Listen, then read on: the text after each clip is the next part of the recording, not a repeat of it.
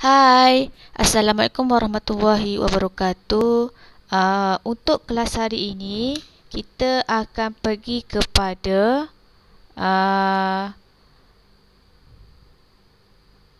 cara nak menyelesaikan ayat matematik tambah melibatkan masa. Okey, sebelum kita pergi kepada contoh, saya nak ingatkan kamu perkara penting yang perlu kamu ingat dalam unit masa, di mana sebelum ini kita pernah belajar satu hari adalah 24 jam. Satu minggu kita ada 7 hari.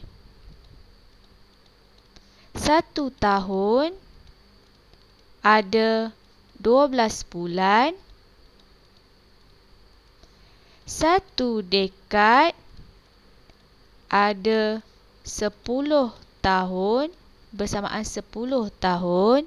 Satu abad bersamaan 100 tahun. Okey, ini perkara penting yang dah kita belajar sebelum ini. Jadi untuk video yang pertama ini, saya akan tunjukkan kepada kamu contoh yang melibatkan operasi tambah. Okey. Jadi untuk contoh yang pertama, buka buku teks kamu, muka surat 154. Jadi kalau kamu perhatikan soalan A ini, dia melibatkan operasi tambah.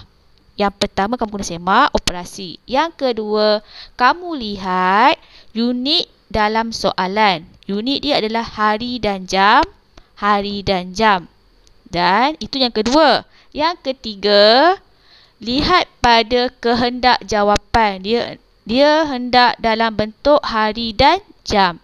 Bila soalan dan jawapan hendak dalam unit yang sama, tiada penukaran unit berlaku. Okey, tiada.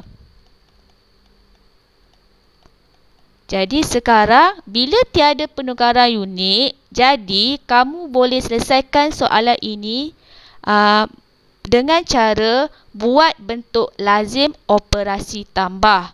Jadi untuk soalan ini dalam bentuk lazim operasi tambah, dia ada bahagian hari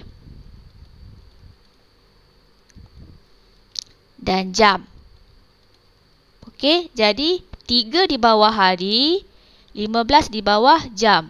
Selepas itu kamu letak 4 di bawah hari, manakala 10 di bawah jam. Okey. Lepas tu kamu tambah seperti biasa, mulakan dari kanan. Jadi 5 tambah sifar adalah 5. 1 tambah 1 adalah 2. Okey.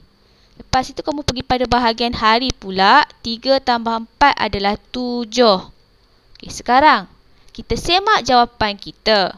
Jadi kalau kamu perhatikan jawapan yang kamu dapat 25. Dan untuk pengetahuan kamu, okey, 25 ini lebih kerana apa? Sebab satu hari kita hanya ada 24 jam.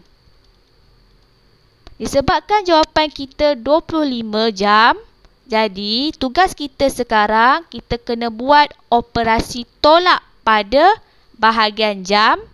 Tolak berapa? Tolak 24. Bila kita tolak 24, nilai pada bahagian A kita akan dapat 1. Okey. Manakala bahagian jam, kita kena buat operasi tambah 1. Bila kita tambah 1 pada bahagian hari, nilai hari kita adalah 8. Itu sebab jawapan kita adalah 8 hari 1 jam. Okey, ini cara untuk buat soalan A. Okey, untuk contoh B pula, okey, kita perhatikan operasi tambah lagi. Okey, unit dalam soalan adalah tahun dan bulan, tahun dan bulan. Okey, kemudian kamu lihat soalan pula. Okey, soalan juga, jawapan juga nak dalam bentuk tahun dan bulan kan?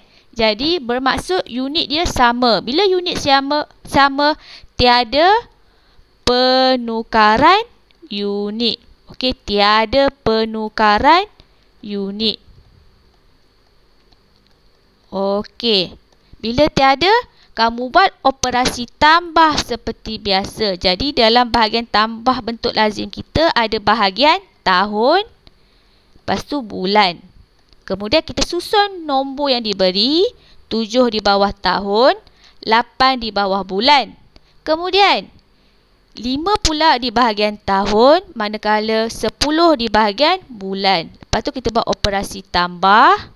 Okey, jadi 8 tambah 10, kita akan dapat 18. Betul? Okey, 18. 7 tambah 5, kita akan dapat 12. Sekarang, kita semak jawapan kita. Okey, sekarang nak semak dengan apa? Okey, kita kena perhatikan jawapan bulan kita. Kita dapat 18. Kita tahu, satu tahun satu tahun hanya ada 12 bulan sahaja. So, jawapan yang kita dapat adalah 18, iaitu lebih daripada 12. Bila lebih, kita kena buat operasi tolak. Tolak berapa? Tolak 12. Okey, jadi sekarang bila kita tolak 12, kita akan dapat 6 pada bahagian bulan. Okey, untuk bahagian tahun pula, kita kena tambah 1. Okay, bila kita tambah 1 pada bahagian tahun, nilai tahun kita sudah jadi 13. Okey, itu sebab jawapan kita adalah 13 tahun 6 bulan. Okey, ini cara untuk buat soalan C. Okey, boleh kita pergi pada next soalan. Okey, soalan yang ketiga pula, soalan D. Kita ada hari dan jam, operasi tambah jam, hari dan jam. Okey, sekarang tu soalan. Jawapan kita pula nak dalam bentuk hari dan jam.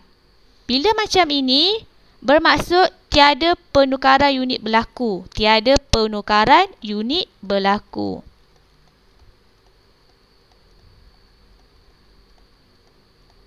Okey. Bila tiada, kita buat operasi tambah seperti biasa.